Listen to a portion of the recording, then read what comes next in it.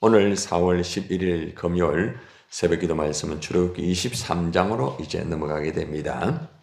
오늘 말씀은 출애굽기 23장 1절로 9절까지 말씀을 가지고 네 양심을 지키라 라는 제목을 가지고 우리가 함께 은혜를 받도록 하겠습니다. 출애굽기 23장은 정의, 그리고 공평, 안식, 절기 이런 네 가지 주제를 가지고 거기에 대한 규례, 다시 말하면은 우리가 살아가는데 필요한 여러 가지의 이 법규들을 하나님께서 이렇게 제시를 하고 있습니다. 먼저 재판에서 거짓 증언과 또 불의한 판단을 절대로 하지 말아라. 특별히 가난한 자를 공정하게 대하라고 이렇게 하고 있습니다. 특별히 원수의 짐승이 이렇게 공경, 어려움을 당했을 때는 돕도록 하여라. 원수라 할지라도 편견과 불의한 재판을 하지 않도록 하는 말씀이 또한 제시가 되고 있습니다. 특별히 안식일과 안식년을 규정을 하여 가지고 땅을 6년 동안 이 경작을 한 후에 7년째는 쉬도록 하는 그러한 안식일에 대한 아주 중요한 모든 사람이 쉼을 얻고 하나님을 예배할 수 있는 안식일에 대한 규정을 하고 있습니다. 특별히 절기의 이 규례를 보면은 무교절, 또 맥추절, 칠칠절이라고도 하죠. 또 수장절을 지켜야 하며 하나님 앞에 나올 때에 절대 빈손으로 오지 마라. 하나님 앞에 드릴 제물을 준비하여서 하나님 앞에 드리면서 이 절기를 지켜라 이렇게 말씀을 하고 있습니다. 이스라엘 백성은 다른 신의 이름을 부르지도 말고 하나님만을 온전히 예배할 수 있도록 그렇게 또 교훈을 하고 있으며 하나님께서는 있잖아요. 천사를 보내어서 그들의 길을 인도하실 것을 약속을 하시고 이방의 민족을 멸하시고 또 가나안을 이렇게 그 땅을 차지하게 하실 것을 예언을 하고 있습니다. 그때 백성은 하나님께 순종하고 절대로 이방신을 섬기지 않도록 그렇게 교훈을 하는 말씀이 오늘 전체 출애굽기 23장의 말씀의 내용입니다. 자, 오늘 본문의 내용은 이제 앞에서 말씀을 드린 바와 같이 공평에 관한 법에 대한 말씀이요. 재판을 할 때 공평하게 하라 이 말씀이에요. 절대 차별을 하지 말고. 그런데 이 공평한 법을 수행을 하려면은 양심을 지켜라고 말합니다. 자기 양심을 바르게 지켜야 된다. 양심을 지키지 못하면은 공평하게 재판을 할 수가 없죠. 그죠? 양심을 속이면은 절대 공평한 판결을 낼 수가 없다는 것입니다. 그래서 우리는 본문을 통해서 이 공평한 법을 수행하기 위해서 양심을 어떻게 지킬 수 있는가 우리가 함께 교훈을 받겠습니다. 우리에게 적용할 때는 우리가 어떤 것을 재판은 하지 않지만은 우리가 살아가다 보면은 우리가 어떤 것을 그죠? 보고 우리가 또 결정도 하고 또 그렇게 하잖아요. 그것도 어떻게 보면은 내 자신이 내 삶에서 재판하는 그런 모습과 비슷하지 않습니까? 그래서 우리 각자가 삶의 현장 속에서 어떻게 양심을 바르게 지키면서 공평하게 우리가 사람들을 대하고 또 살아갈 수 있는가? 공평하게 살 수 있는 그런 비결, 그리고 내 양심을 지키면서 공평한 그런 삶을 사는 말씀의 교훈을 받겠습니다. 가장 첫 번째 조심해야 될 것, 특별히 공평이라는 삶을 살기 위해서는 조심해야 될 것을 1절에서 말씀을 하고 있습니다. 자, 1절 한번 봅시다. 시작. 너는 거짓된 풍설을 퍼뜨리지 말며 악인과 연합하여 위정하는 정인이 되지 말며. 거짓된 풍설을 퍼뜨리지 마라. 거짓된 소문을 퍼뜨리지 말라는 거죠. 우리가 보통 이제 말을 듣다가 보면은 그것이 실제적인 일이 아닌데 왜곡된 말을 내가 들었어요. 그런데 내가 왜곡된 말을 들었는데 그 소문을 다시 다른 사람에게 이야기를 하는 거예요. 그렇게 하지 말라는 거예요. 그래서 절대로 거짓된 소문을 퍼뜨리지 마라. 어떠한 우리가 이제 소문을 듣는다든지 또 사람으로부터 말을 듣잖아요. 그러면 그걸 정확하게 확인을 하고 해야 되는데 확인을 하지 아니하고 우리가 그죠? 말을 또 다른 사람에게 또 말을 합니다. 그럼 어떻게 되는가 하면은 이 거짓 정언에 의해 가지고 거짓말 때문에 결국은 그 사람이 굉장히 어려움을 당할 수밖에 없어요. 재판을 할 때도 마찬가지예요. 재판을 할 때에 그 사람이 소문을 듣고 그것을 재판장 앞에서 재판관에서 거기서 말 정언을 한다고 하면 어떻게 되겠습니까? 굉장히 그 사람이 어려움을 당하지 않습니까? 그렇기 때문에 어떠한 소문이든지 또 누구에게 말을 듣는다든지 할 때에 그것이 근거가 있는가 정확하게 확인을 하고 그 다음에 그러한 말을 해야 됩니다. 우리는 가끔 그렇습니다. 어떠한 말을 여러분이 들을 때가 있어요. 누가 이렇다 하더라, 무엇 하더라 하는데 그건 실제 근거가 없는 거예요. 그런데 근거가 없는 것을 내가 그대로 받아가지고 아 그랬나? 하면서 또 다른 사람이 또 이야기하는 거예요. 그렇게 되면은 결국에는 상황이 굉장히 힘들어지게 되는 거예요. 특별히 재판하는 사람은 특별히 그걸 조심해야 되고 항상 또 정언을 할 때도 그런 것들을 항상 조심해야 되는 것을 가르쳐 주고 있습니다. 그런데 이게 보면은 악인과 연합하여 위정하는 증인이 되지 마라.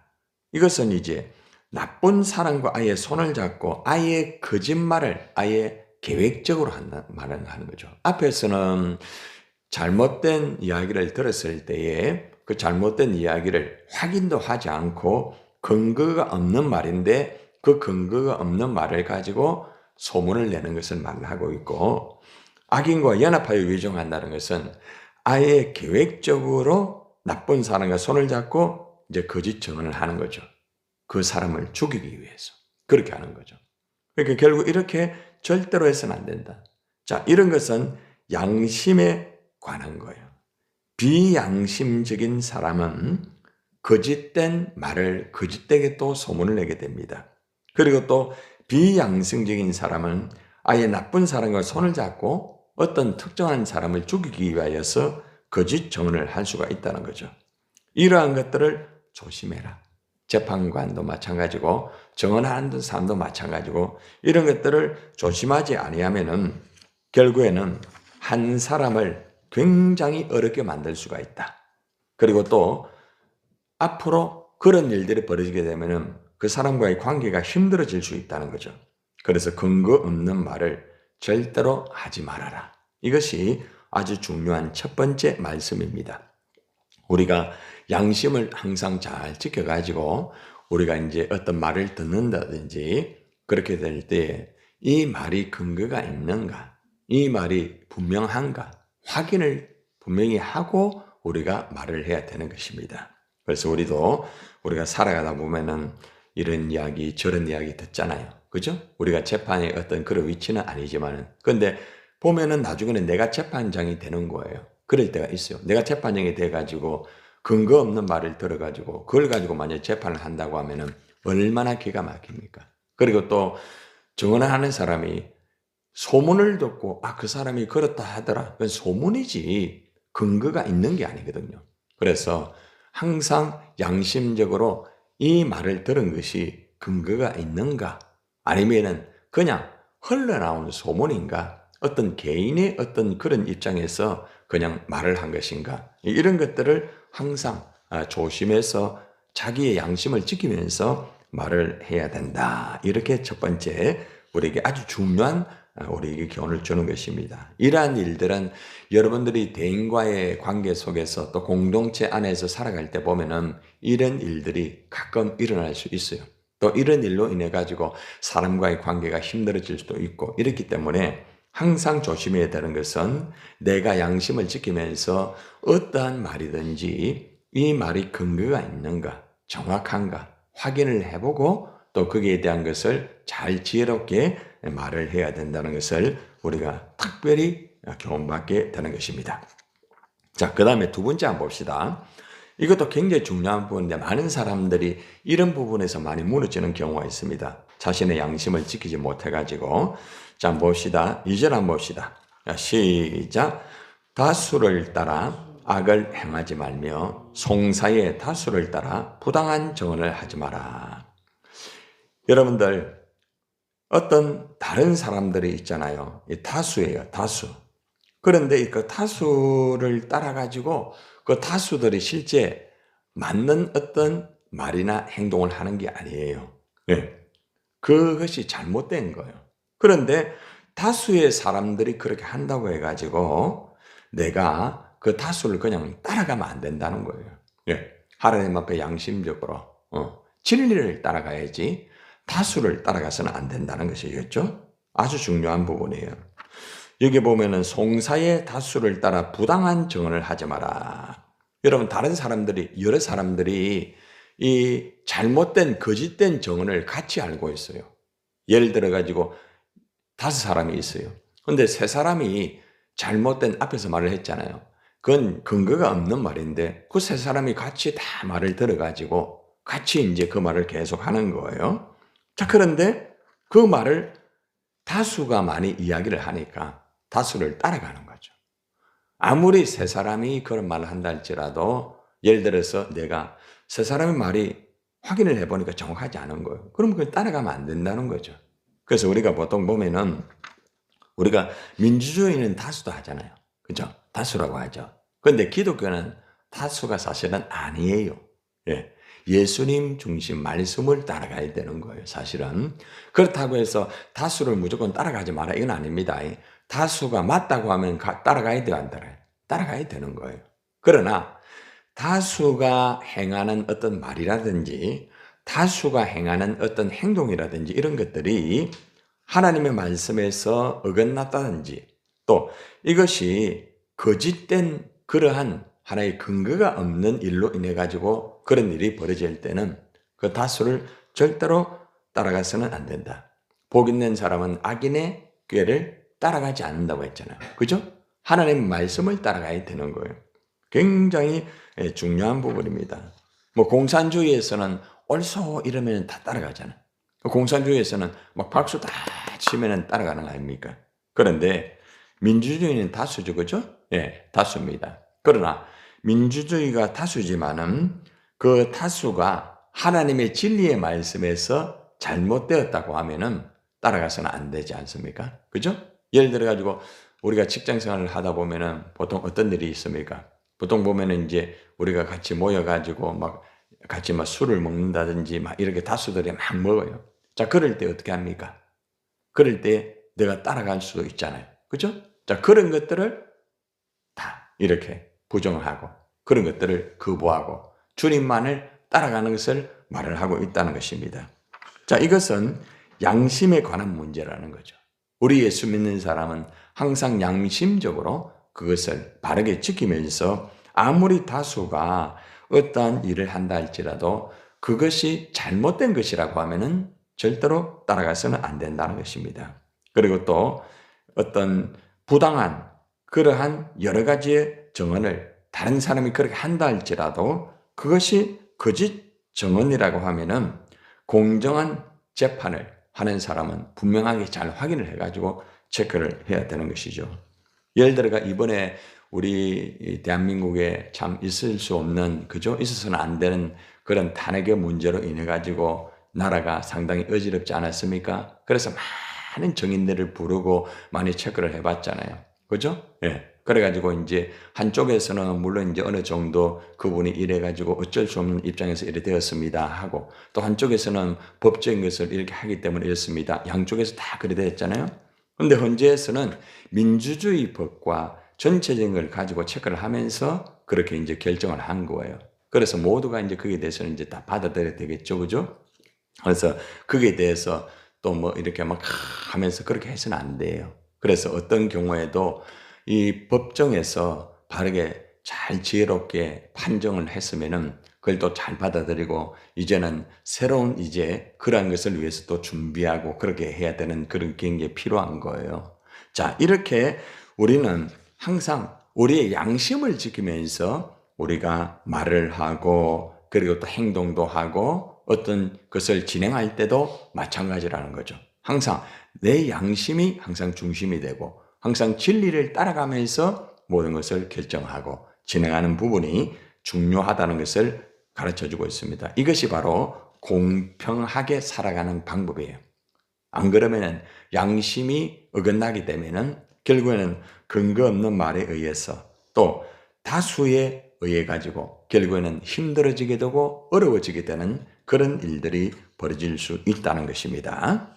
자, 그리고 이제 8절로 한번 봅시다. 8절로 쭉 넘어갔어요. 마지막 세 번째만 보겠습니다. 세상에서 많이 이루어지는 일들이죠. 8절입니다. 시작. 너는 뇌물을 받지 마라. 뇌물은 밝은 자의 눈을 어둡게 하고 어려운 자의 말을 굳게 하느니라.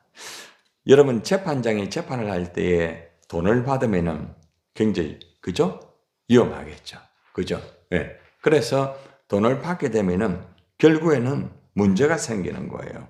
그래서 함부로 돈을 준다고 해가지고 함부로 그 돈을 받으면 안 됩니다. 굉장히 중요한 부분이에요.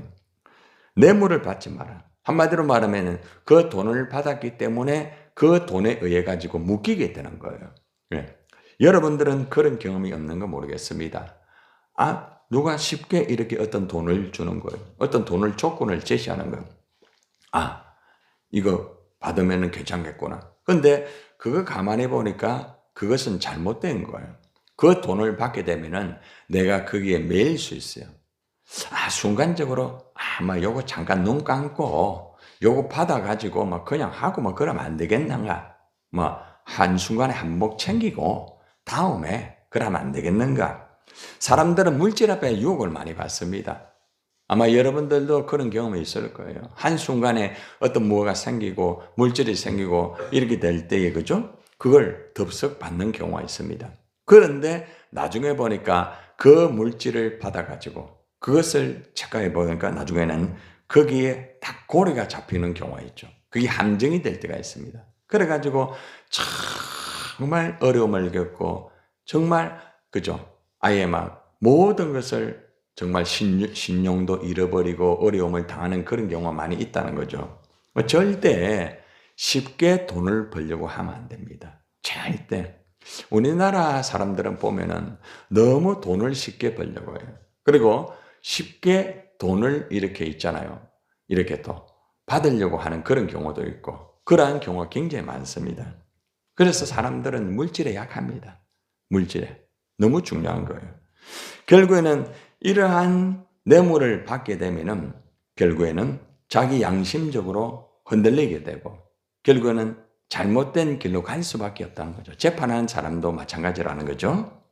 뇌물은 밝은 자의 눈을 어둡게 한다. 밝은 자의 눈을 어둡게 하는 거예요. 돈을 받다 보면은 결국에는 정직한 사람도 거짓말을 할 수밖에 없는 거죠. 그래서 우리가 이러한 것들을 항상 조심해야 된다는 것입니다. 그래서 항상 저는 그렇게 말합니다. 이렇게 사업을 하는 분들이나 직장을 하는 분들이나 또 이렇게 본인이 일은 하지 못한다 할지라도 그렇게 할 때에 절대로 쉽게 돈을 벌려고 하지 마라. 보통 쉽게 돈을 벌려고 하는 사람은 실수를 굉장히 많이 합니다. 잘못된 길로 그냥 유혹에 빠집니다. 그러니까 자기 양심을 속이는 경우도 있거든요. 이런 건 조심해야 되는 거예요. 결국에는 어려움을 당할 수밖에 없다는 것입니다. 제가 목회를 하면서 저는 제가 수영로 교회에 있을 때도 마찬가지고 우리 센트로 교회에 있을 때도 지금은 그분이 안 계시지만 있을 때도 마찬가지고 또 다양한 일들이 참 많아요. 어떤 일들인가 하면 엄청난 액수를 저에게 주는 거예요. 그거 무슨 돈이냐? 보니까 그거는 합당한 돈이 아니에요. No, 안 받습니다. 이거 헌금인데요. 이걸 통해서 선교해야 되는데요. 그 돈은 바른 게 아니에요. 그렇기 때문에 우리가 있잖아요. 어떤 돈이 좀 생기고 돈이 이렇게 된다고 해가지고 그 덥석 받으면 안 돼요. 절대로. 여러분들은 그렇게 안 하겠죠. 그죠? 근데 사람이 있잖아요. 물질에 굉장히 약합니다. 물질 앞에 꼼짝 못해요. 그래서 저는 그렇게 생각합니다. 우리 목회자들 이제 상담을 많이 할 때에 물질에 묶이면은 사명을 감당하지 못한다. 이렇게 상담을 많이 하고 있습니다. 어느 목사님이 이렇게 물질 때문에 많이 힘들더라고. 그래서 내가 그렇게 얘기했습니다. 목사님, 그 물질 때문에 나중에는 사명을 감당 못합니다. 힘들어질 수밖에 없습니다. 그러니까 하나님 주신 대로 자족하고 하면은 하나님이 반드시 좋은 결과를 반드시 주실 것입니다. 그 목사님이 꾸준하게 하시면서 이제 회복되는 모습을 보았어요. 근데 어떤 분은 그렇게 하지 못해가 결국 어려움을 당하는 것을 보았습니다. 여러분들, 이것은 어떤 목회자뿐만 아니라 모든 성도나 다 마찬가지예요. 물질 앞에 무너지는 사람 굉장히 많습니다. 물질 앞에 꼼짝 못하는 사람 굉장히 많습니다. 어쩔 수 없다. 절대로 우리는 물질을 정복을 해야지, 물질을 다스려야지, 물질 앞에 정말 꼼짝 못하는 그런 사람이 되면 참 어렵습니다. 얼마나 어려운지 몰라요. 그래서 여러분들이 오늘 세 가지 말씀을 우리가 받았습니다. 우리의 양심을 어떻게 지켜야 되겠는가? 가장 첫째는 어떠한 말을 듣고 어떠한 소문을 듣고 이렇게 되었을 때에 그 말을 그냥 하지 말아라. 근거가 있는 말인지 분명한 말인지 확인을 분명히 하여라. 만약에 확인을 하지 못한다고 하면은 조금 더 기다려라. 기도하여라. 이렇게 말하고 싶어요. 그래서 언제나 근거 없는 말을 하다가 보면은 결국에는 본인도 힘들고 사람과의 관계도 다 무너질 수밖에 없다는 것을 우리가 분명히 알아야 됩니다. 이것이 이제 나의 양심하고 다 포함되는 겁니다. 두 번째는 다수들이 어떠한 일을 하고 진행을 할 때에 그것이 분명한 진리에서 어긋난다고 하면은 또 다수들이 어떠한 말을 하고 행동을 했을 때에 그것이 잘못된 정언이라고 하면은 그것을 따라가면 안 된다는 것이죠. 이 부분. 그리고 세 번째는 물질의 문제입니다. 물질 앞에 꼼짝 못하는 사람이 돼서는 안 된다. 아무리 나에게 많은 물질이 된다 할지라도 그 물질에 묶이게 되면은 물질에 의해서 내가 움직일 수밖에 없는 그런 존재가 된다는 것입니다. 그래서 오늘 이 세 가지는 우리가 살아갈 때 사실 많이 벌어질 수 있는 일들이고, 제가 우리 유튜브 되시는 분들이 이제 지금 거의 이제 800명 정도 이제 많은 분들이 또 계속해서 하면서 관계를 맺고 있는데 그 가운데서 목회자뿐만 아니라 다양한 분들 참 많아요. 근데 물질 문제 때문에 이렇게 상담하는 분들 굉장히 많습니다. 한순간에 물질 때문에 무너져가지고 어려워져 있는 그런 사람도 있고, 목회자들 중에 굉장히 많은 분들이 그런 분들도 있고, 또 그리고 일반 이렇게 중직자 중에도 그런 분 있고, 우리 교회 안에서는 별로 그런 분은 없고, 이제 일반적인 분들 중에서는 그런 분이 몇 분 있어요. 물질에 매여가지고 물질이라면 꼼짝 못하는 분들이 좀 있습니다. 예. 그런데 그것이 참 그건 잘 안 돼요. 믿음이 바르게 들어가야만 물질을 이겨내고 물질 앞에서 탁 정복하고 할 수 있는데, 신앙이 이제 그죠? 믿음이 이제 들어가야만 되지 않겠습니까? 그래서 오늘 이 세 가지 우리가 좀 잘 체크를 하셔가지고 또 여러분들이 여러분 주위에 보면은 이런 것으로 인해 가지고 또 실제 어려움을 겪는 분들이 있어요. 오늘 말씀을 좀 잘 주의하셔가지고 또 잘 들으시고 내 자신도 오늘 이 세 가지를 또 잘 지키고 또 그렇게 하지 못하는 분들에게도 이 말씀을 또 잘 오늘 새벽에 말씀, 목사님 말씀을 들어보니까 참 이런 말씀이 정말 일리가 있더라. 우리가 정말 말에 대한 것들에 대한 조심이라든지 또 어떤 다수말을 무조건 따라간다든지 또 우리가 또 특별히 어떤 물질의 문제에 대해서 우리가 정말 지혜롭게 하지 않으면은 굉장히 양심적으로 비양심이 되고 어려워질 수밖에 없다는 말씀을 들었다. 우리가 참 이런 모습으로서 우리 양심을 지키는 그리스도인이 되자. 이렇게 여러분들이 주위에 있는 분들에게도 좀 잘 가르치고 그렇게 하시기를 바랍니다. 기도하겠습니다.